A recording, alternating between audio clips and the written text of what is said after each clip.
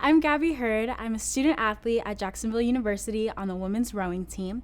And today I'm going to be reading a book very near and dear to my heart, Game Changers by Lisa Klein Ransom, that features my own role models.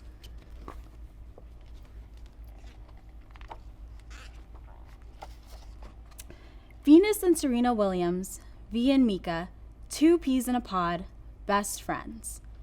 Everybody who saw them knew they were as close as two sisters could be. They grew up in the shadows of each other. First, Venus was born in June of 1980.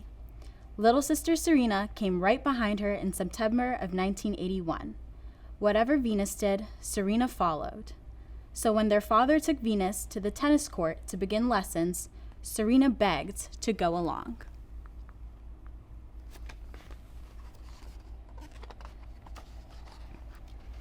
Six days a week they rose before the sun.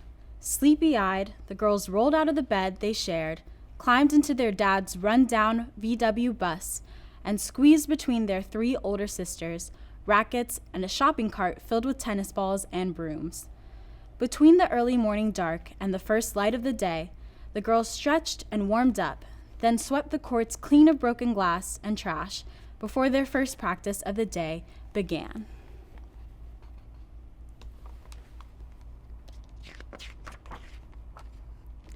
Neighborhood folks laughed at a father, Richard, with tennis ambitions and a Compton address. But Richard's dreams soared far beyond the rough and tumble streets outside of Los Angeles County, California. From the beginning, tennis was a family affair. First with the three oldest sisters, Yatunde, Lindrea, and Isha. When they lost interest, the younger girls stepped in. Richard practiced with Venus on one court, while Oracene, their mother, hit with Serena on the other to the cheers of their sisters on the sidelines.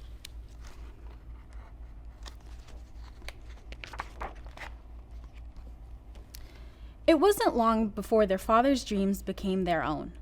Venus and Serena didn't have time for friends or sleepovers or trips to the mall. Tennis filled their days. Side by side, they whispered into the night, "Do you really think I can do it?" They'd ask each other, "Do you really think I have a chance?" Sound asleep, tennis filled their dreams. "If I didn't play tennis, I don't know where I'd be," Venus told everyone.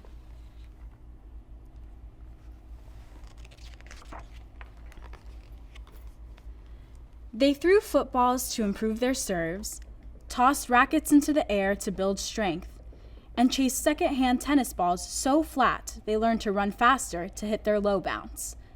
Not having expensive training equipment and professional coaches meant they had to make up their own drills. Off the courts, they worked to improve their speed with track and their flexibility with ballet.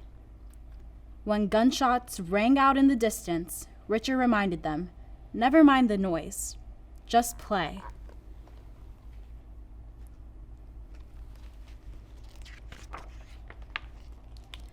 But when shots from the neighborhood's rival gangs whizzed near the courts, the girls quickly learned to drop their rackets and lie still until the shooting stopped. The public courts of East Compton Park, with grass poking through cracks in the cement and chain-link nets, looked nothing like the courts they saw on television, where their favorites, John McEnroe, Monica Seles, and Pete Sampras, played.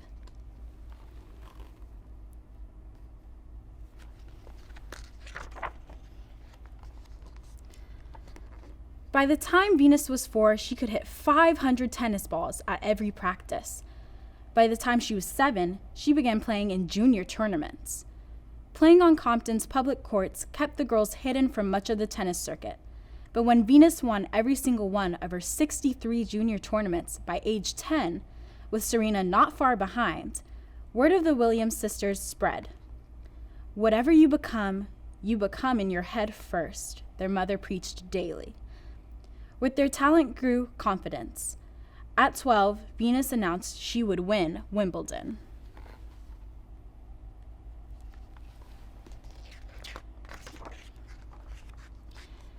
In 1994, at 14 years old, Venus played her first professional match at the Bank of the West Classic in California.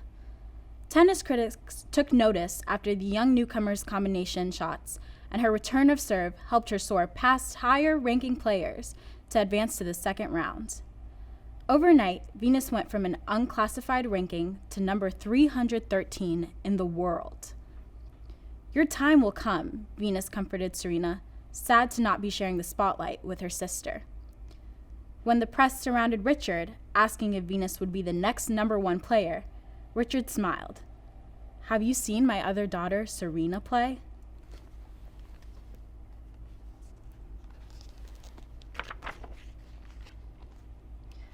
One year later, it was Serena's turn. Within 3 short years, both girls ranked in the top 50.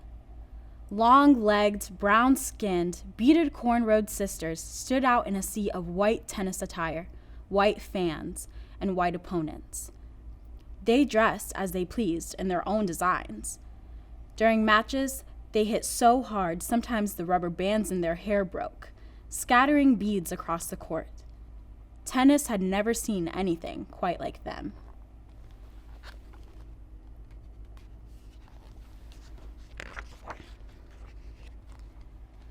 Many tennis fans cheered the energy and powerful playing of two fresh faces in tennis. But sometimes the sisters were threatened, booed, and taunted by others not happy to see them competing in a nearly all-white sport. They'd heard those words years earlier when their father brought in busloads of neighborhood kids to surround the practice courts as they played. "Do your best," he told the kids, and paid each and every one to hurl the worst words his daughters might hear during their matches. Now, whenever those same words tumbled from the stands, they fell as flat as second-hand tennis balls. Words and gunshots, hatred and doubt, couldn't slow the rise of the two sisters who called themselves the greatest story in tennis.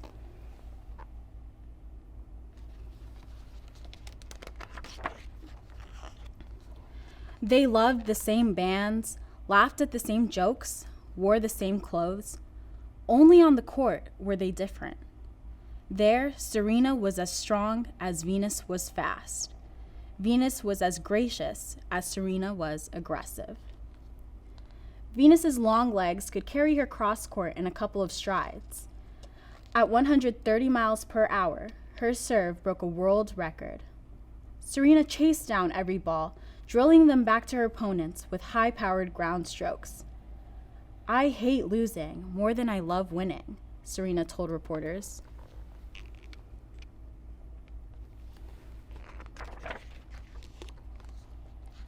Life on the professional circuit meant traveling to tournaments and trekking as a family across the world to the Australian Open, French Open, Wimbledon in England, and New York City's US Open to compete in one Grand Slam event after the next.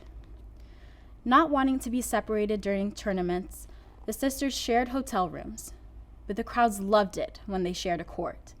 "Sister Act, Smash Sisters, Sister Sister, Sister Slam," headlines screamed. Tickets were hard to come by on the days Venus and Serena were scheduled to play each other. In doubles, knowing each other as well as they did paid off with win after win. But on opposite sides of the court, they were competitors first, sisters second.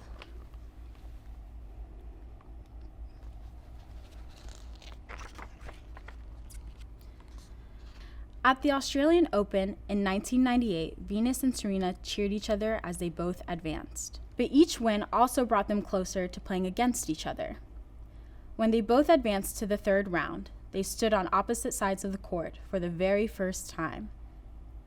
Venus was focused, but Serena, at 16 years old, in her first major tournament, was shaky. The match started slowly, each cautiously watching the game unfold against the opponent who knew her best. In their first set, Venus edged ahead after a tiebreak. Serena looked to the players' box where her family sat, quiet for the first time. In the next set, Venus took control. Heads turned from left to right, right to left for a Venus victory, 7-6 and 6-1.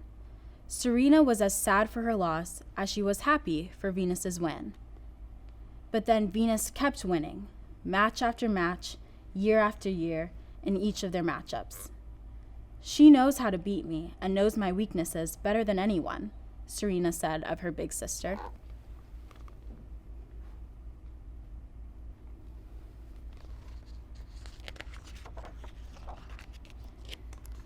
In 2000, they traveled to Sydney, Australia for the Olympics and returned home wearing the gold medals they earned together for the United States in doubles.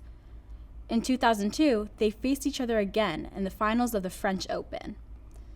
With each round she advanced, Serena pushed aside thoughts of their earlier matches and of Venus's successes.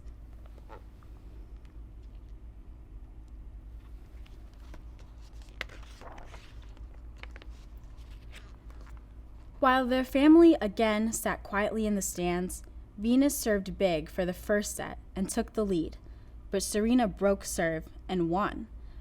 The second set was hard fought, and the sisters rallied with down-the-line combinations, skidding from sideline to baseline until the final match point, when Venus cracked the ball into the net and the moment belonged to Serena. In 2 sets of 7-5 and 6-3, a victorious Serena stepped out of the shadow of her sister.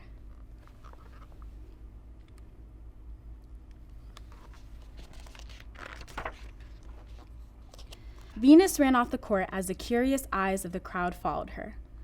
High into the stands, Venus sprinted, snatched up her bag, and pulled out a camera.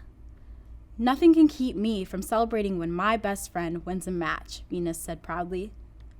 The crowd stood to applaud, and Venus snapped shot after shot of Serena on the victory stand. Ranked numbers 1 and 2 in the world, Venus now followed Serena.